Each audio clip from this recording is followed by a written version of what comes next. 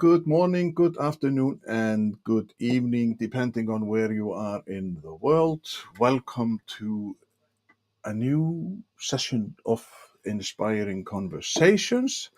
And just a reminder why Inspiring Conversations and what it's all about. So it's all about creating conversations that really matter. We're diving into ways to connect deeply, break down barriers, and build moments that inspire trust and growth. Whether it's with your team at work or in your everyday chats, we will bring more positivity, realness, and impact into every conversation. And as always, I am in my hometown of Kópavogur, Iceland, and I live on the right side of the picture, like near the ocean. So, and this beautiful church is where my communion was. So, but today we have a good guest on the show, and it's often that, like, who doesn't think like that leaders expect a few people at the top to outthink everybody around them. So, and then it starts to feel a little bit unrealistic. Complexity keeps rising, yet the habit of centralizing the answer stays the same. It raises a simple question. What if the real strength lies in how well a group can think together? So, that is where today's guest comes in. Rod Collins has spent years showing how organizations get smarter, faster, and more resilient when they tap into collective intelligence rather than hierarchy. And Mr. Collins, he has written a book, which is the topic today in our conversation. Nobody is smarter than everybody, and subtitle is Why Self-Managed Teams Make Better Decisions and Deliver Extraordinary Results. So, without further ado, let's open up for Mr. Rod Collins. Yay, Yay! good day to you. How are you? I'm fine, thank you. So, you gave me a little bit of a fright before because you came on board 1 minute before we went on air. I Be- did. because you forgot yourself doing what? You were I'm not right. sure. Ah, well, you said you were writing, so I thought like, I'm okay, sorry. Yes, I was doing some writing, and yeah. I do a lot of these, so I'm used to just getting on and joining. Yeah. So you are just like an author through and through, always writing Yes. Well, something. I'm writing about these concepts now in the context of AI, and I Oh, think this is going to be even more important in the space of AI than it is in the space of building organizations. The scale is much larger, the consequences are much more important. Yeah. well, let's dive into it. So, who is Rod Collins, and why are we even like why are we speaking together? You are in the U.S., I'm in Iceland. So why like tell me a little bit about you, Rod. Like what have Sure. you been And doing? how What? I'll tell you how I came to experience a different form of doing social organization. Yeah. And I spent over 3 decades in the United States with the Blue Cross Blue Shield Association, which is the largest private health insurance carrier in the United States. And I worked for the division that provided health insurance to US federal employees, which turns out is the largest privately underwritten health insurance account in the world. And in the last 10 years of my time there, I had the opportunity first to lead the operations. And then after that, my last 5 years there, I had the opportunity to serve as the chief executive for the business. And I employed a very different management model. When I was asked to lead the operations, what needed to be done is we needed to turn around a business that was surviving and doing well, but it was more or less treading water, and the leaders wanted the business to grow. And so the thought occurred to me: Maybe the problem is the way we lead this organization, which is just the way most organizations are run, as top-down hierarchies. So we were based in Washington, D.C., and Blue Cross Blue Shield has 39 different organizations spread all over the United States. And so I thought maybe the problem is we bark orders out from Washington, and then we spend all our time fighting back and forth over who's in charge of whom. And I said, maybe we're not a hierarchy. Maybe we're a network, and we need to lead this very differently. And so we gave it some very deep thought. And one of the first things we decided we needed to do differently is we needed to change the way we met. In typical top-down organizations, you either meet by level or you meet by department. But rarely do you cross those lines across levels and across departments. And you really never have sessions where you have a microcosm of your business in the room. So we said, well, if we're going to get buy-in from these organizations, we're going to have to come up with a new meeting format, which, and what was most conscious on our minds is we have to stop the debate. There have been issues, some of which were 10, 20 years old, we could never resolve because people talk past each other.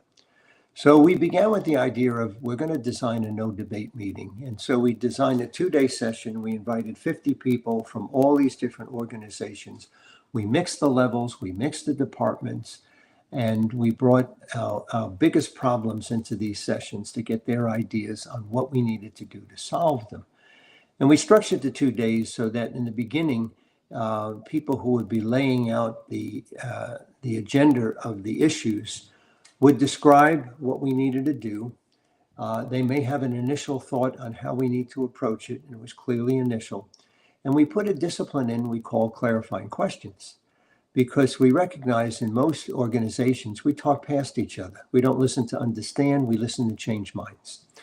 And so by only allowing clarifying questions, we told people you can't agree or disagree. You can't say you have a better idea. All you can do is ask the person what their thinking is, regardless of agreement or disagreement. And over the first half day, maybe 2/3 of the day, this was the context of our discussions as we were going through different table exercises when people would report out from their tables. Again, clarifying questions, no agreement, no disagreement, no better idea, just understand what different people think. And after we would have these various discussions, and we did break people into small tables with 50 people in the room, we would ask them to present their ideas on flip charts, which we put those papers on the wall, and we would take a list of maybe 30, 40 items and get it reduced to 15 or 16 once you cut out the duplicates. And then we gave people dots and said, vote 4 dots or maybe 4 dots, 5 dots, any way you want. You can put dots on, all your dots on one item. If you're really passionate about it, you can spread them around. And invariably, we discovered whenever we did this, I'd say 90% of the time, there was a top 4 items. And when I would ask the group, if we do these, will it solve the problem? Everyone would say yes. And as I looked at the list, I realized, oh my goodness, no one person could ever come up with this. Because we had one idea that was important to one political faction, another idea that appeared to be opposite that was for another political faction. But the third and fourth ideas were the glue that made the whole package work together. And I was stunned, and this happened with the very first session. Everyone in the room agreed. All 50 people said, if we do this, it'll solve the problem. And we discovered that this also translated out to the larger people. When we did these initially, I was scared to death because I thought, did you have to be in the room to get to this point? And we were stunned when people heard what we came up with. People said, yes, we're on board. And all of a sudden we began to grow. We went from a $6 billion operation to 19 billion. Part of that was inflation, but a lot of that was growth. So it was a combination of that. And we continue to use these things over the years to handle our most important problems. And as I reflected on what's going on here, I realized our no debate meetings were actually collective intelligence workshops. And organizations are not designed to tap into that.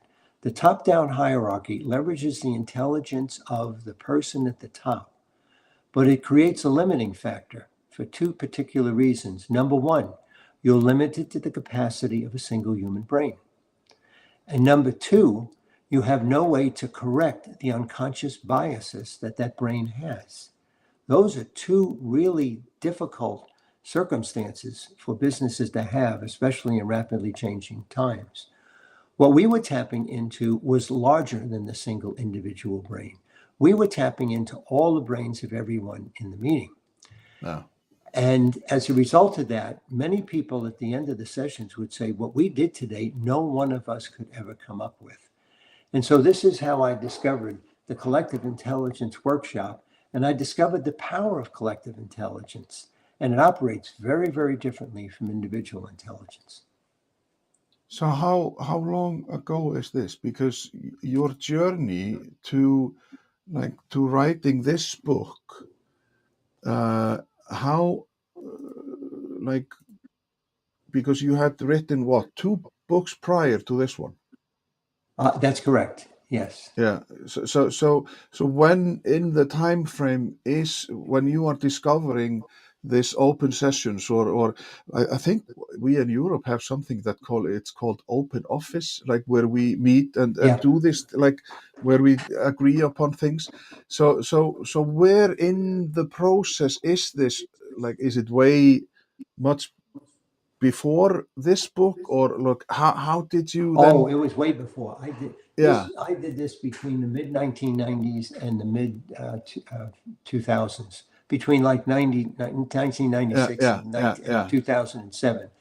And yeah, part of the reason I left is I wanted to understand, why did this work? yeah. Because a lot of what we did is we the thinking, well, we know this doesn't work. Let's try something different. And we kind of stumbled into this phenomenon of collective intelligence. And so when I left them in 2007, I wanted to leave Washington. I wanted to move out west in the United States. And at the Yeah, time, I moved to Colorado, and since then, I've moved to Texas. But I wanted to know, why did this work? And I stumbled across this book by James Surowiecki called The Wisdom of Crowds.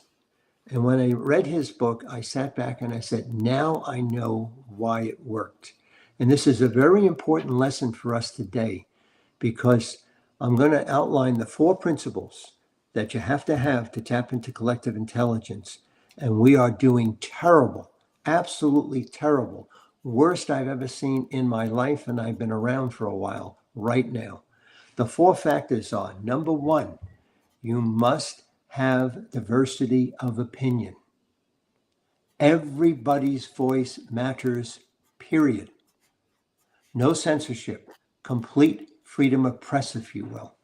Two, it's related. Everyone must be free to express their ideas without any fear of socialization or desocialization or any consequences. Third, you need to have local knowledge. This is a problem for large organizations when the people at the top make decisions. We had that local knowledge in the room because we combined high level people with people we hired out of college 2 weeks ago. We had all those variants of experience. And the fourth one is, you need an aggregation mechanism, some way to cull the collective intelligence that exists in the room. And it does exist, it's already there. You have to aggregate it. And it doesn't operate the way our single brains operate. It's a chaotic, at times confusing process. In the course of these 2-day meetings, I sometimes would experience the tension in the group was so high as they were becoming aware of the difficulties of the problems. I would say to them, does everybody feel really overwhelmed? Like, there's no way we can solve this. And they would shake their heads, yes. And I'd say, we're exactly where we need to be, because that's where you have to get to you got to get to that phase of intelligence before you can get to the next phases of intelligence, where you can come up with the more creative solutions that are necessary to solve the problem. And so I realized we had all four circumstances. This is why I think this is so important as we build AI. Right now, we are not doing a good job building AI. We're building AI as top-down hierarchical structures that are oriented to preserve status quo authoritarian thinking. And we saw this in huge ways in the COVID crisis. 100 years from now, we will look back and we will see the management of COVID across the world as as probably one of the greatest exhibits of lack of intelligence that humanity has ever engaged in. Everything it told us was true turned out to be false. Everything it censored turned out to be true. We were propagandized by political bureaucrats who were more interested in preserving control than they were in handling people's problems. And the people who were really concerned about humanity and had the courage to speak forward paid very, very heavy prices. Their voices were silenced, diversity of opinion was killed, independent thinking was thrown out the window. We have to change these things. If we want to build an AI, and if we want to build organizations that grow humanity and that grow businesses and that grow the world, we have got to embrace the peer-to-peer network model, and we've got to embrace these four principles, which I think are timeless, that James Surowiecki wrote about in his book, The Wisdom of Crowds. But speaking of the pandemic, how, like, because it was unprecedented and people were scared, and we were like, nobody knew what to do, and we had to act fast. Like, how would this, like, your technology, or like that we should discuss, and we have to have open-minded and all of that, like how I'm struggling to see a way of using this technology, or using this thing to, because, well, many of us had never experienced like a shitload of the pandemic. Like, nobody knew what was happening, and we were just like confused and like what to do, and are we going to say yes to the drugs, or are we going to kill everybody, or like this in Sweden, they didn't do anything, and then people in the elderly homes, they just died of but they but were their uh, way of doing things, was that correct, or was the other one correct? Like, how do It's a we good, meet those problems when we have them, because we it, can't it, anticipate everything. it's a great question. And my answer would be, it's all the more reason that we need to embrace it. The less we know, the more we need this model. And that was what I learned in the 10 years that I employed this model when I worked inside the Blue Cross Blue Shield organization. When we had our most difficult problems, that's when I gathered these people in a room. And I said, we're going to take 2 days. We're going to follow this through. I didn't realize at the time the four principles, but the four principles were built into the process, and that's what counts. And we got incredible solutions out of it. What could we have done differently? Okay. We could have done several things differently. Number one, no censorship. Nobody's voice is to be silenced. When you don't know something and you're fighting something we don't know about, that is not the time to silence voices, because we don't know who knows best. And that's why we're confused. And so in those moments, you don't limit the voices, you expand the voices. You want dialogue between people who think differently, but you want that dialogue to be constructive. You don't want people attacking people's personalities. What I know, I recall that, I mean, the first 3 weeks of COVID, I mean, my wife and I, we just settled down in the house. And my wife happens to be, she comes out of the medical environment, and she did a lot of research. And within 3 weeks, we knew a lot. I knew a lot just by being married to her, um, Yeah. and watching mistakes being made, and she's able to point it out. Uh, and then we just see the whole world become an autocratic censoring machine. That's what made us dumb. We took a world-class Nobel Prize winning drug and we bastardized it. We weaponized it. It was a political, not a scientific process. If you're engaged in a scientific process, and if you want to test if what you're doing is science or not, ask this question: is anybody's voice being silenced? All innovation begins as a bad idea to somebody. The reason I think, and I think in the United States, I think we have an obligation to the world here. We're the only country that has freedom of press in our Constitution. And we better pay attention to that. Because when you give up freedom of press, you give up all freedoms. And your society is run as a purely political entity. And most organizations are being run by that. That's dangerous in rapidly changing times. It's dangerous when you're building what we're calling artificial intelligence. Uh, so, in order to, because you are, in a sense, you are a little bit pushing the establishment. You are pushing the usual way of doing. Like, we all live in this time, and when people say, "Well, we have done this for 100 years. Why change it?"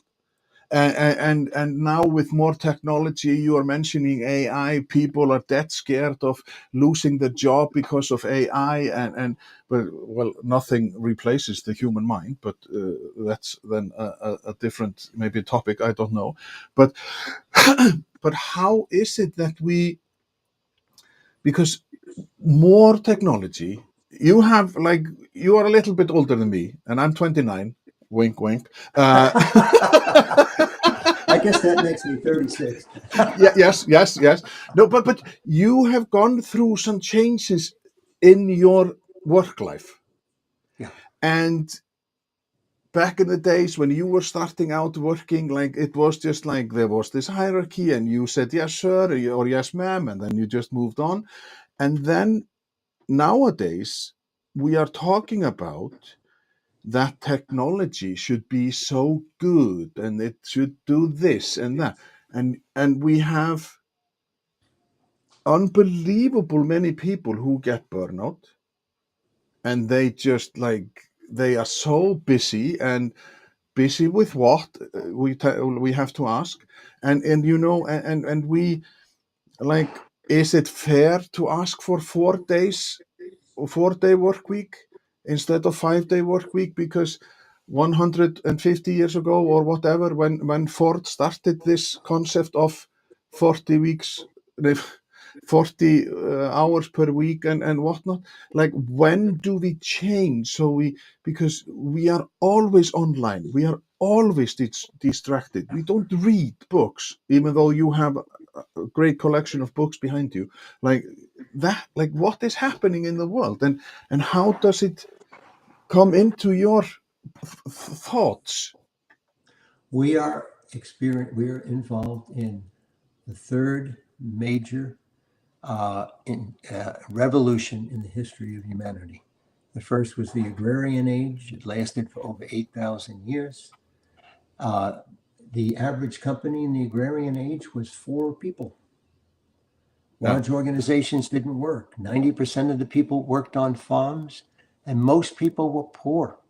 Very few people had wealth. We move into the industrial age. Now, what is it? Maybe 2, 3% of the population feeds the world. We don't need 90% working on that anymore. There aren't cobblers anymore. We don't have, we don't ride horses. I mean, and so Yeah. with a new revolution, there's major changes. Now, it generally starts with physical possibilities. And the Industrial Revolution was about the creation of what I would call simple machines that could do the work initially of the agrarian age. And then eventually we got into new things. And so if you would told somebody 300 years ago that the people a couple hundred years from now are going to get up in the morning, they're going to ride 30 to 40 minutes, 30 minutes to an hour to someplace. They're going to work and process paper or do the same thing on a machine all day long and then come home. And that's their day-to-day lives. People back in the agrarian age would say, that sounds very boring to me. And yet that we in the industrial age, we wanted those jobs because Yeah, yeah, yeah. they paid and they made more. They created the middle class, which didn't exist before. In the agrarian age, it was the poor and the upper class. I think what the digital revolution is going to create for us, and it's a little scary right now, the digital revolution is going to eliminate a vast majority of the jobs done today. If you're an actuary, we're not going to have human being actuaries because the machines are going to do a far better job and they don't have to pass a 10-point test. You have to tell me what is an that word? What is Actuary it? is somebody who rates health insurance or rates insurance Ah, yeah, products. yeah, yeah, yeah, yeah, Okay. yeah, yeah, yeah, yeah. It's one Okay, of the yeah, most sophisticated forms of yeah. mathematics. It's a very difficult certification to get. I believe it's a 10-part exam. If we think the CPA is difficult, this is far, far more difficult. We're not going to have any actuaries for all practical purposes. And the other thing that's going to happen, and I believe that sometime over the next decade, we're going to have to recognize that our participation on the internet has value and that we need to be paid for that value. Right now, we have a generation of what might be described as digital stewards, for lack of a better term. What happens if every one of us stops using Google? If everyone in the world stops using Google, Google's value goes to zero. But as long as we're playing along, Google is one of the richest companies in the world, and it's making its money off of our work, and it's not paying us. Is Google evil for doing that? No, because with a digital revolution, we're changing the structure of the world. And so one of the things that has to happen is we participate in that. We need to be paid for what we're doing. And AI will be able to do math quick enough that it can look at everything happening in the world in fractions of seconds and accurately calculate just how much value is this podcast creating to the world. And you and I should be paid for it. And we need to get to a world where that's going to happen. And when we move to that world, the big shift I think will happen in the digital age. We need to move from a world of income to a world of wealth. And everybody should be building wealth throughout their lives. Because if you want freedom of opinion, if you want the ability to speak freely, you have to be in a position where nobody can fire you. And there's a lot of people who lied during COVID, a lot of doctors who lied and they did it in good faith, and I don't fault them because I have a family to raise. And I can't stand up there and be a hero and watch my wife and my kids. And that was a horrible position to put people in. And why are you in that position? Because the economy is about income for that person. I was listening to something earlier today. What are we going to do when people don't have to work like this anymore? And what I suggest is look at retirees. All right. What are they doing? All right. Because there are people, and how are retirees different from working people is now they live in economies where it's more about wealth, the assets they own and they built over their lives rather than income. And so if we can get people to be shifting from money as income to money as wealth as quickly as possible, that's what we need to do. And the last thing we should have is universal basic income. That is socialization forever. And in that case, it's the government has the wealth and the rest of us rely upon the government for income. No, the people should have the wealth. And we need to be developing instruments as we go through these development of digital products. And I think we're going to move in this direction. And so I think there's a possibility for a very good world, but only if we honor the four fundamentals that James Surowiecki identified for collective intelligence. If we don't build the world that way, AI will be the greatest tyrant that the world has ever known. And so we are going to be at an important fork in the road. This is what happens with digital revolutions. One last thought. I think in the end, the positive model will win out. I would like it to win sooner than later. The negative model may initially win, but I think in the end, humans will rebel and humans will set up and demand a better form of social organization, which is this peer to peer network that leverages the collective intelligence of entire societies, where power is about power with, not power over. Hierarchies are invested in power over. I have power, you don't. No. In a network, we all have power. You have power, I have power. We put our power together and we create a greater power than any of us could do on our own. That's the world that I think the digital revolution is aiming us towards. But it sounds like that you, because while you are going through these thoughts or while you're talking, I'm just thinking about because once we were a community, we thought about each other and the business, like they had this clear path, like the business of business was to build community and get some money and stuff. And but then Milton Friedman came and he said the business of business is business. And it was just money for shareholders, stakeholders, and whatnot. So for me, it sounds like that we went off a little bit there. Like because then we make some people higher than others. And when people, like, because we are talking about the hierarchy, and you have people, and Rabasi, a great friend from UK, he said this 15 minutes ago, because we had, like, Yeah. you are so fascinating now. He is very inspired, but and he says we are only at the beginning. Startups call it visionary thinking, but the real challenge is breaking down hierarchy. How do you strip ego out of the room so true collective intelligence can shine through?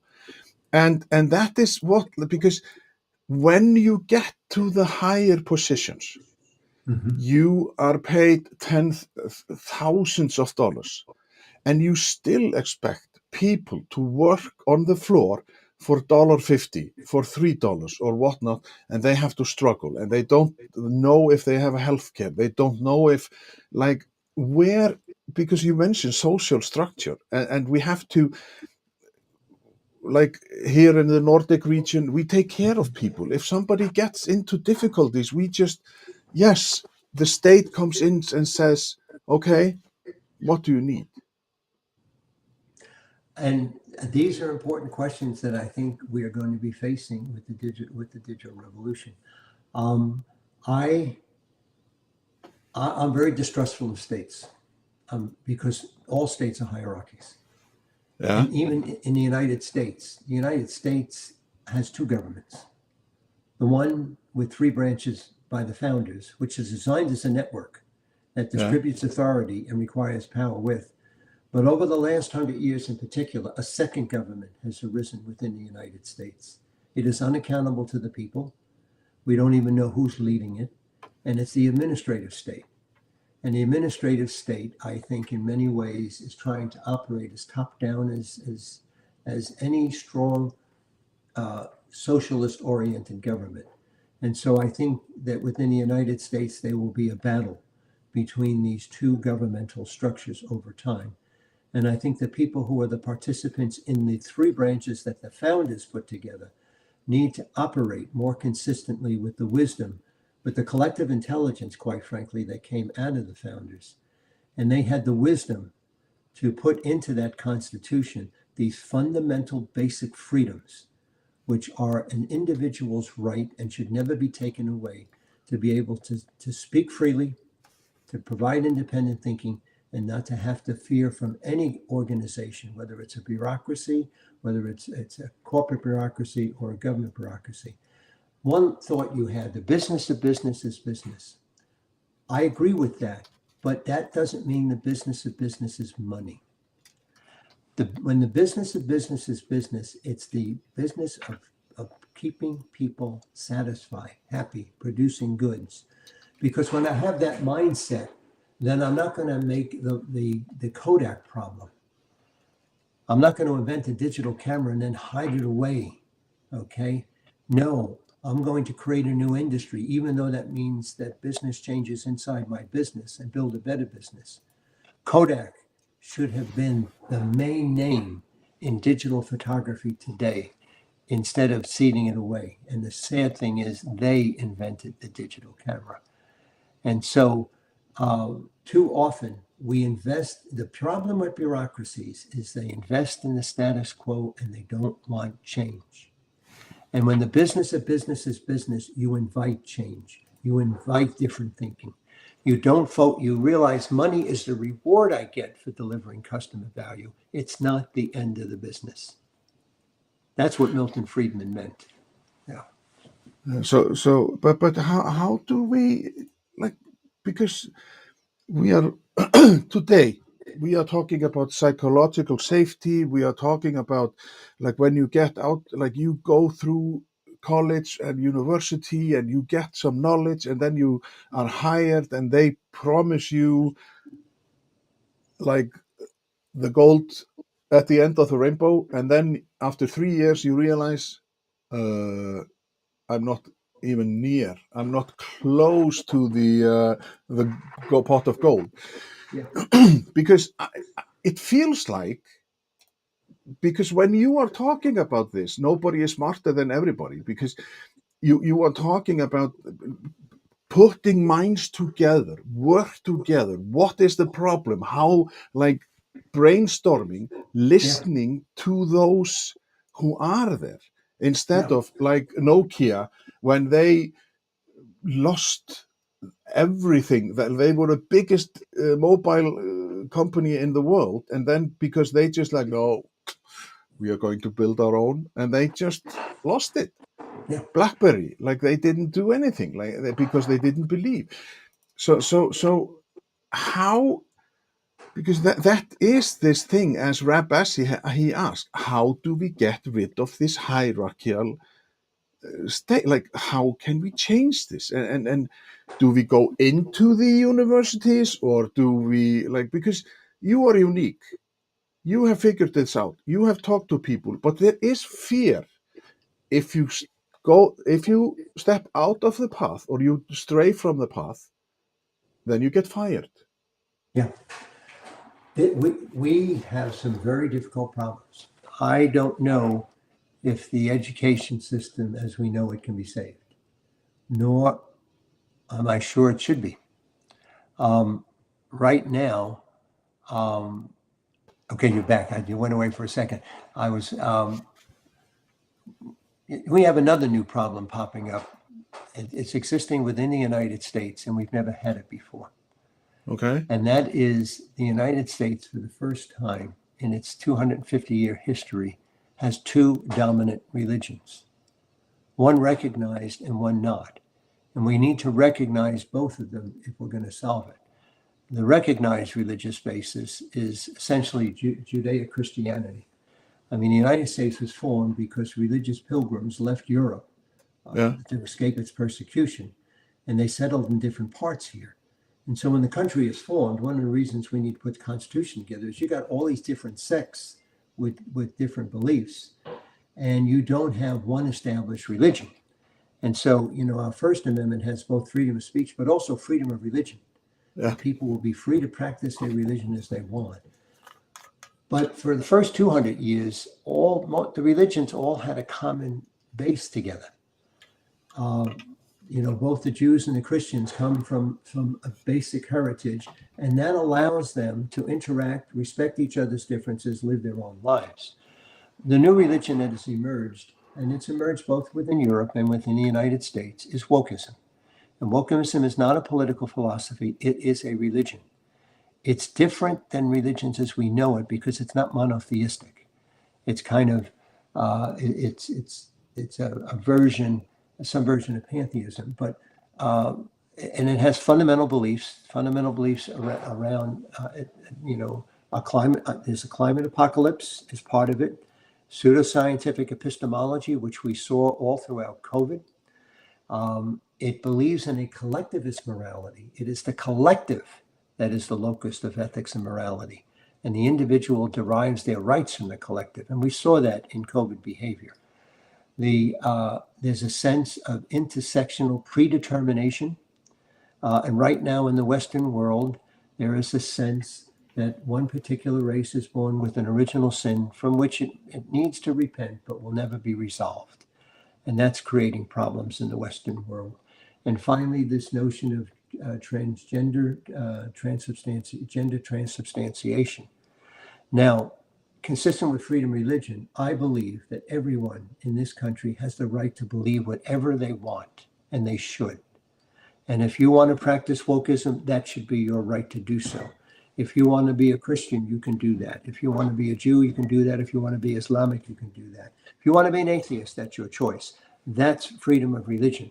But no religion should be combined with the state. And in an age in which AI is bastardized towards the status quo, and we have this struggle between two dominant religions. I'm fearful of both a theocratic left and a theocratic right. No religion should be merged with the state, because once that happens, you will have a highly non-intelligent society. How do we know that? Because that's what happened in 400 AD when Catholicism became the official religion of the Roman Empire. And we went into 1,000 years dark age because you could not deviate from the combined religious thinking that can be combined with the state. Those two institutions need to be separate, and they need to be forces that are impacting each other, but maintain that separateness. And if you're going to maintain diversity of opinion, you have to allow people to hold their beliefs and not have one group impose its beliefs upon another. Our educational system in the United States has been, for all practical purposes, taken over by wokeism. And I think, for the most part, most of our public schools have inadvertently become parochial schools. And that's a dangerous phenomenon.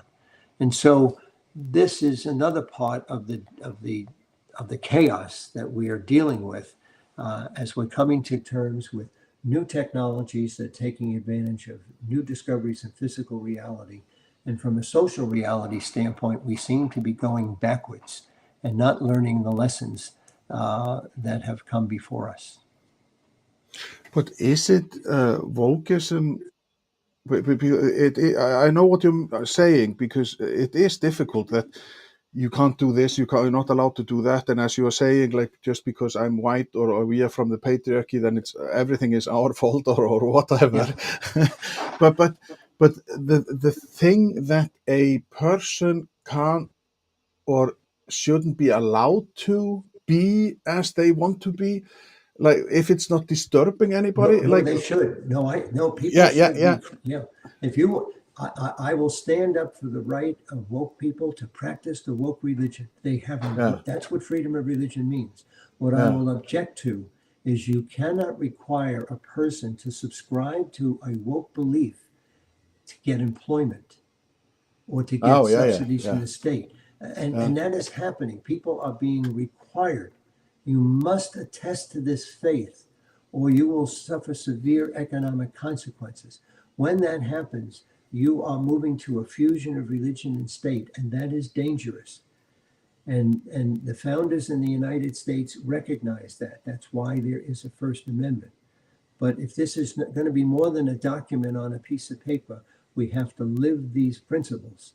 And these are the same principles that you would have if you were leading a peer-to-peer network rather than a top-down hierarchy.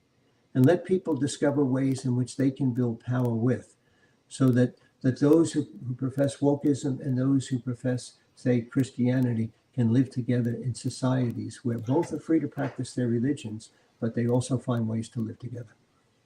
So somebody in the government is challenging the First Commandment, isn't it? Because you are in a process of, like, the people who govern now, they are always talking about the Christianity and how to be according to the scripture. And you can talk about the scripture as it is, like, we too, like me Yeah. and Rod, we would not interpret the scripture the same. And we should be free to do it differently. And that's how we learn. See, Yes. we have to build AI not to defend the status quo or perpetuate it, but to bring in new learnings. We need dialogues between people who think differently. When I organized people for the collective intelligence workshops, I deliberately invited people I vehemently disagreed with. Now, my reason for doing it is if we're going to get everybody on board, I got to have these people in the room, even though a part of me would say, I don't think they're smart. I don't think they belong here. But if I was going to have this principle, have all points of view, and I would learn, oh my goodness, I'm glad they were there because I might have disagreed with 9 out of their 10 ideas, but the 10th idea was a gold mine. Yeah, And many yeah, times it would be one of the elements in that four, I told you that 4 item solution. One of those elements might be from the person most of us thought was a weirdo. Okay, I'm exaggerating for effect, but yeah, yeah. many of us didn't agree with. But boy, thank God they were in the room because they had this thought and they were happy because even though we didn't agree with 9 of their 10 ideas, they're seeing their core idea as part of the solution. This is why everybody at the end of the session would say, yes, we can go along with this. I should mention that over the 10 years we did this, I never had one of these sessions where all the people in the room didn't agree with what we wanted to do. I did not expect that, but that happened time and time again. And that's the importance of you don't censor anybody. Everybody comes in the room. That is the power of agreeing about upon disagreeing, and Yeah, meeting. Like then yeah, you have a middle ground where you can meet. But I have a comment from Lisa Mulholland.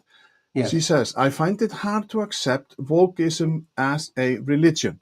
At best, it is a way of socially and intellectually approach."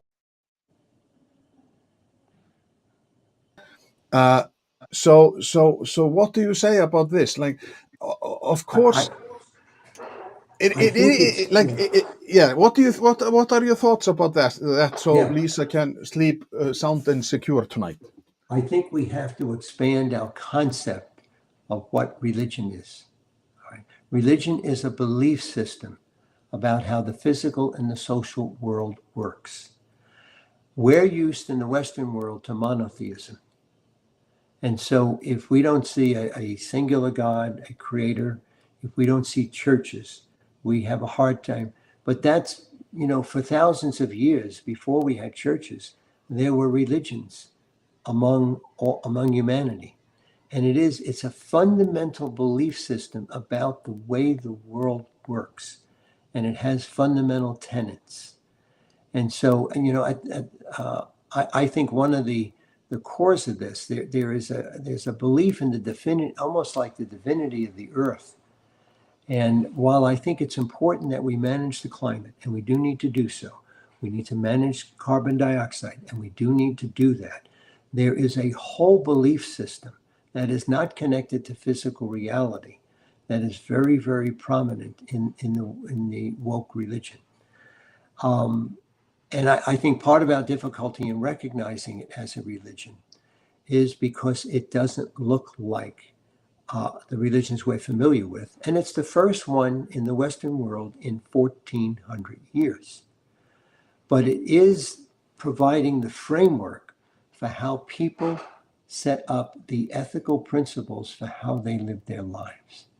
And so I can see how people would disagree with this, but I would ask the other thing too, and I would point this out. Look at the differences that we have in trying to resolve those who think woke and those who don't. And notice how difficult it's become to find common ground. If differences are merely political, if they're just social or an intellectual way to see the world, we're going to find common ground. That's politics. And for years, I think both in Europe as well as in the United States, different parties have been able to find common ground and go from there. Many of us are observing that I think, it appears that way in Europe. It certainly is that way in the United States. The parties don't work well together anymore as much as they used to. And so our politics is being driven by these two dominant religions, and we're not being able to find the common ground. And so the inability to find common ground says that this is more likely a belief system And maybe our listener will be more comfortable with that. But it is a form of a religious belief system about how the world and the universe works. But because now time flies when you're having fun. I knew this. That, like, we have 10 minutes left. So, but it's unbelievable. It's just like you have so much wisdom that it is just how unbelievable how you go through this stuff, and you just, like, I am captivated. Like, I'm just like gobsmacked. Like, it's just like brilliant. And but Yeah. Rabasi, he, before Lisa's question, he was Yeah. talking about not everyone has the same motivation. Most are looking for the easy way. At the top end, these are the investors, business driven, and at the other, the last, with Yeah. AI, is this going to be worse? Well, this is a good question. Having lived this in an organization for 10 years, I was amazed at the high level of work on the part of everybody because they were doing things that they believed in and supported. They were part of the voice. Even if they weren't in the room, their voice was in the room and they could see that. I would often run into people who say, I feel my voice is heard, even though they were never there. And so when you've got a group of people who feel my voice matters, it's in the solution, they get behind it. And humans enjoy work that accomplishes results that are meaningful. The greatest innovation for human beings is meaning. It is highly important. I'm not worried about new technology. Our thirst for meaning will always be there. We may change what meaning looks like. We may change how we achieve meaning. I'm hoping that we actually go up Maslow's scale and that we have a higher proportion of self actualized people. That it would be wonderful if what the digital revolution led to was the creation of a benevolent AI that created a human symbiosis where we don't have to do the work that we don't like to do, where more and more of us uh, develop the capacities that Maslow described of self actualizing people, and we're creating better human societies. We're creating a society where a single government leader cannot decide by themselves to go invade another country. And they control millions and millions and millions of people, Uh, or billions of people. I mean, it would be wonderful to live in a world where one person can't force billions of people into a war. Wouldn't it be great to have a world like that? And this is part of what I saw over those 10 years is I got to lead an organization where people really liked working together because their voices were heard. It was very different. There were people who asked, what the hell does Rod Collins do? Because I wasn't making singular decisions. I was managing this process. And to some people, it appeared I did nothing. This was hard work.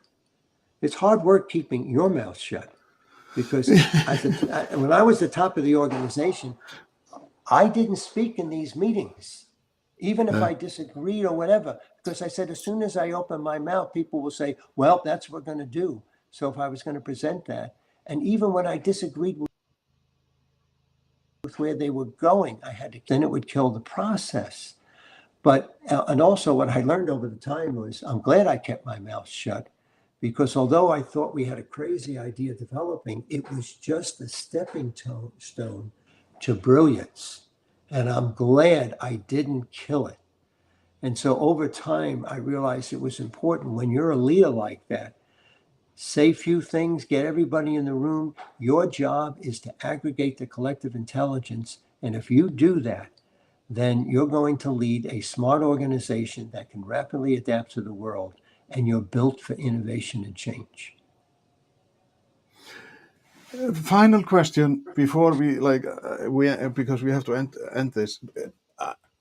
Do we have to rebel, or, like, do we have to stand up and stand together against these things that we have been talking about? Like, how do we, as humans, like, should we rise and say we don't want this? I think we have to rise up to the AI that's being developed at the moment. And I think we will. I think there are voices out there.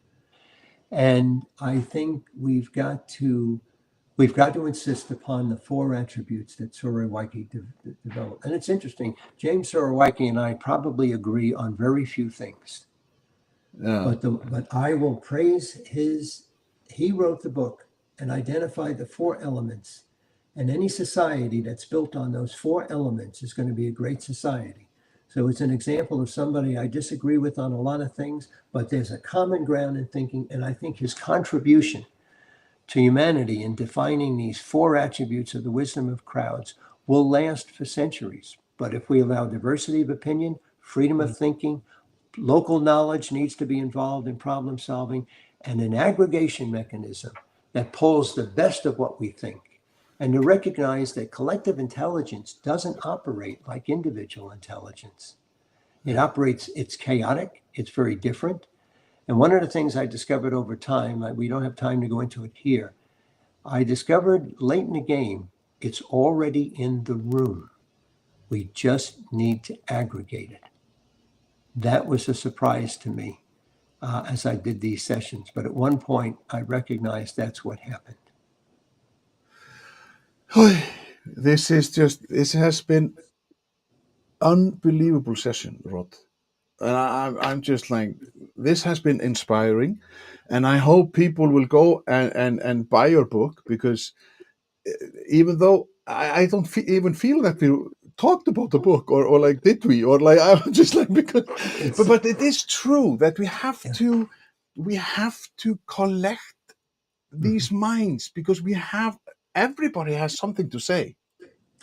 We are a far more intelligent species than we're exhibiting right now. Far more intelligent. Yeah. And when we build societies built upon the principles of power with rather than power over, we will have nothing to fear from AI.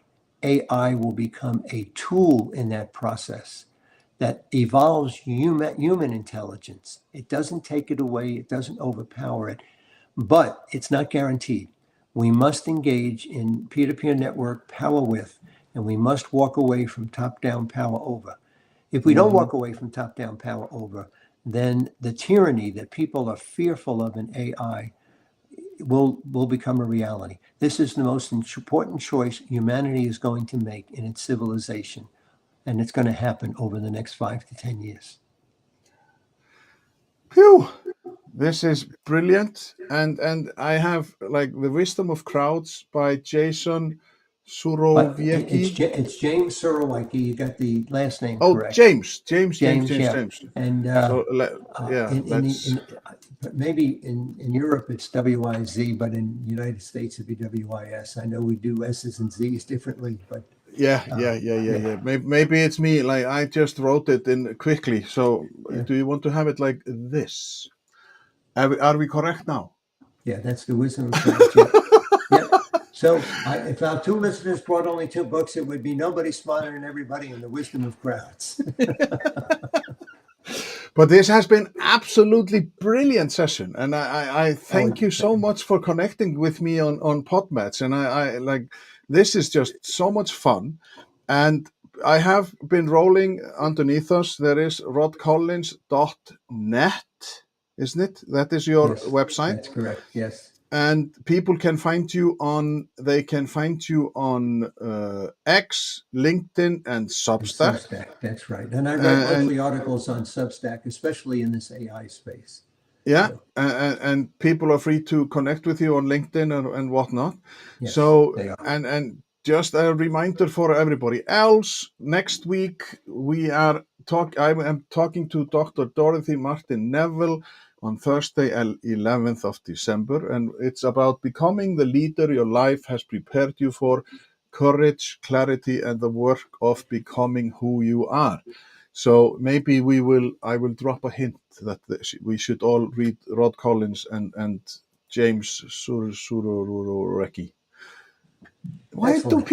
Why do people have so difficult names? Like, why can't it be just why can't they just be Sveinbjörnsson? Like, it's easy peasy. Oh, you have a It's great diffi- sense of humor. It's difficult when you are like English is not your first language. It's just like, but people, listeners, or viewers, be curious, be interested, be inspired, and ask questions. That is the Yes. thing. So, Yes. and Rod, this has been absolutely brilliant. Thank you I so much. It's thank you been a for joy to thank. be with you. I've had a lot of fun myself. Thank you. Well, that's good. Thank you very much.